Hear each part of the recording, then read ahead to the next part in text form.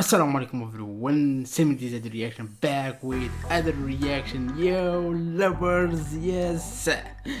My name is Samir. I am from Algeria, North Africa, between Morocco and Tunisia. If you are new here, smash the button, subscribe to notification on because I do reaction video, music, anything you want me to react. Yes, my Instagram, my Twitter here. Follow me free, give me love. That's all I need.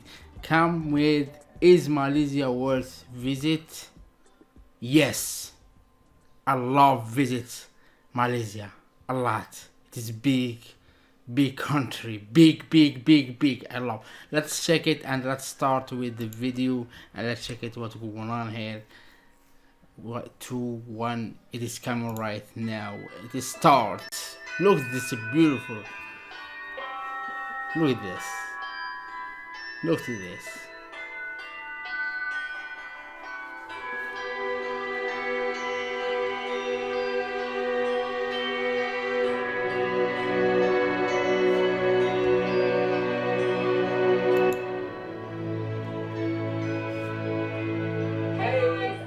And I'm Steven, and we're Flying the Nest. For the last 3 years, we've been filming our adventures daily around the world. So if you are new around here, make sure you hit subscribe. Southeast Asia is a very popular destination for backpackers and travelers around the world, especially those who are deciding to head to Thailand and the Philippines. Now last year we spent some time in a little hidden gem which I don't think is on a lot of people's radars. We're here to tell you why you need to head to Malaysia in 2018.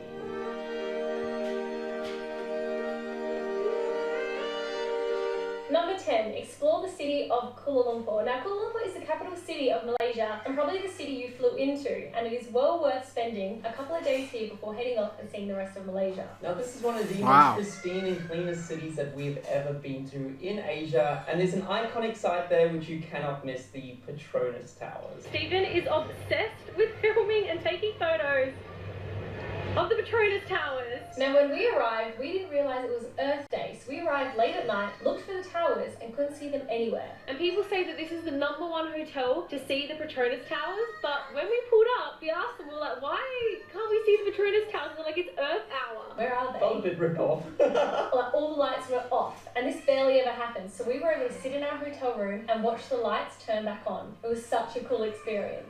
I just woke up for the sunrise and I just realised there's this amazingly beautiful park just in front of the towers. So number 9, once you're done in the capital city, make sure you head out into the wilderness. We recommend you go check out Morocco, I think I'm saying that right. This area is filled with over 400 caves which are well worth exploring, and I think there's only about 85 that have actually been explored. So when you go exploring the caves, you put on helmets, switch on your light, you trek through the water, and then you go into the caves. There were bats, I think we saw some snake skins as well. What's a snake skin doing up there? Why? What type of weird snakes do you have here in Malaysia? It is well worth the adventure, and when you come out the other side, you open up to beautiful pristine jungles. That's pretty much inside the cave where we were just walking through. Number 8, eat a traditional Malay meal with the locals. Now, the Malaysians are super friendly, and we were lucky enough to be invited twice into Malaysians' homes, and they cooked us a traditional meal. Now, we didn't realise that there were certain clothes you needed to wear when you're going to dinner,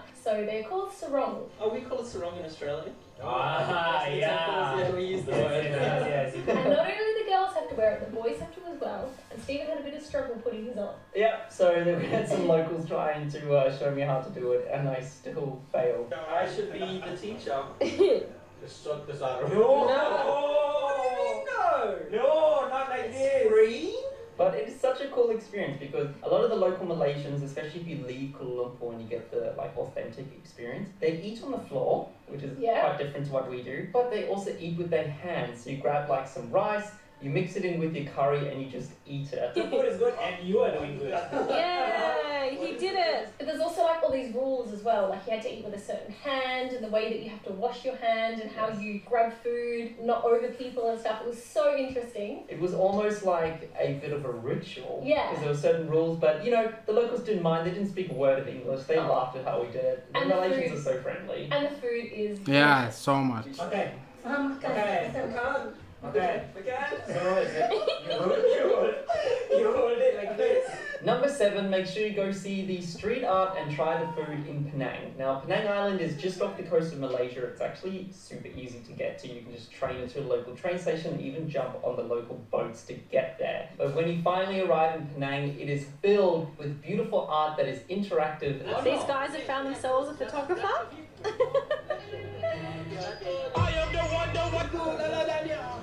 If you do like food, which we do, there are so many restaurants there. All the Malaysians will tell you that they head to Penang to get the good food. So when you're there, take full advantage of it. When we went there, we ended up grabbing a map and it showed you all the places that the street art was at, and then we just ran around the streets trying to find as many as we could.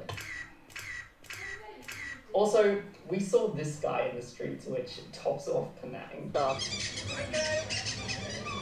Number 6, go hiking in Baco National Park. Now, Baco National Park is in Kuching, which is in Borneo. Now, this island is off the coast of the mainland Malaysia, so just keep that in mind when planning your trip. Now, this national park is a stunning area filled with rainforests, waterfalls, secluded beaches, and wildlife. So to get there, you'll need to catch a boat from Baco Village. Thank you. Thank you. Guys, how amazing is this? We've just stopped off in the middle of this national park and there's no one here. And when you arrive, there are 16 colour-coded trails and hikes that you can do. But if you have the time, because there are so many trails and beautiful sights to see, try stay a night there. You'll get so much more enjoyment out of it. It's humid, I'm sweating, but it doesn't matter. This has got to be one of the most beautiful rainforest hikes that we've done. Number 5 is go and see the Batu Caves just outside of Kuala Lumpur. Now, I know this is another cave experience, but this is completely different to the ones in Morocco. So when you arrive, you're greeted to an incredible golden Hindu statue, and that's just the beginning. $4 Uber ride out of the city, took us about 20 minutes to get in.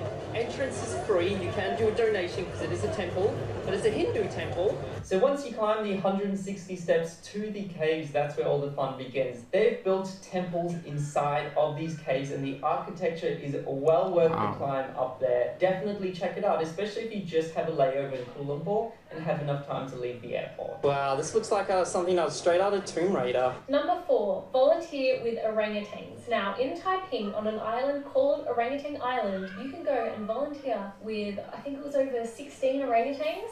And the reason this place is so unique is that they aren't the ones in the cages, we are. So when you arrive, you're walking through walkways that are covered in cages. So the whole island is free for the orangutans to roam. And this is really cool because we never knew orangutans make nests. Like nests in the tree, as birds do. Yeah, and that's where they have their babies. So while we were there, we helped feeding, cleaning, and observing the orangutans. It was such a unique experience. It's their eyes that get me, Jess. I know. They give me like the puppy dog eyes the whole time.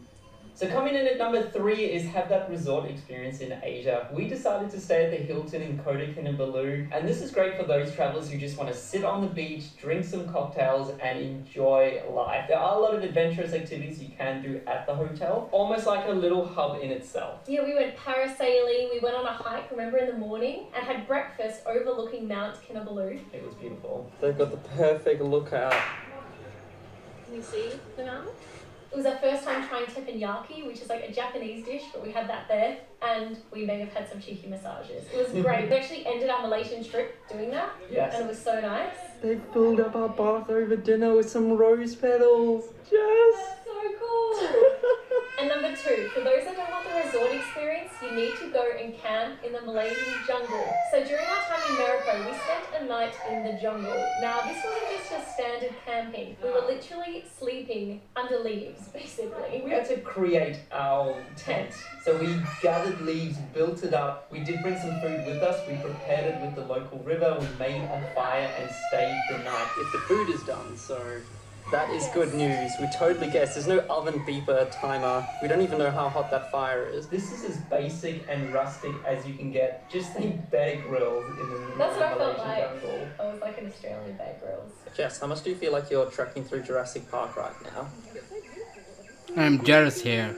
They are visit Malaysia and get this adventure. So coming in at number 1 so much is dive at the Perhentian Islands. Now this fun. is a place we actually call the Maldives of Malaysia. So if you're looking for a cheap Maldives getaway, make sure you head here. We actually had the worst weather when we were there, but we were still greeted with days like this. Guys, do not travel during rainy season, okay? I think there's only like 1 or 2 months of the year, and for some reason that's when we visited. So don't go during rainy season. But there are a lot of activities you can do, like scuba diving, snorkeling, you can do kayaking, and even heading down to a romantic beach. But while we were there, we actually went and volunteered with sea turtles. Looking for the sea turtles so we can hopefully ID them. Alright, Steve, go find some turtles. Do you have any luck? I found a big leaf. Now, this is an incredible experience to do if you want to add a bit more substance to your holiday. Even if you want to be a tourist and stay on the beach, it's well worth heading there. So the island is actually made up of 2 major islands. There's Big Island and Small Island. And we stayed on Small Island with the locals, but Big Island is more if you want to go for that Resort. Yeah, resort holiday getaway. Welcome to paradise, everyone. We've just caught the little local boat across the island. We've been blessed with some sun. I'm so happy. It is seriously paradise, this island. So that is our top 10 list of things to do in Malaysia. If you are Malaysian or you've been before and we missed something out, make sure you leave a comment below because we want this to be a hub of travellers recommending different things to do. Thanks for watching, and make sure you give this video a thumbs up, subscribe, and we'll see you guys next time. Bye!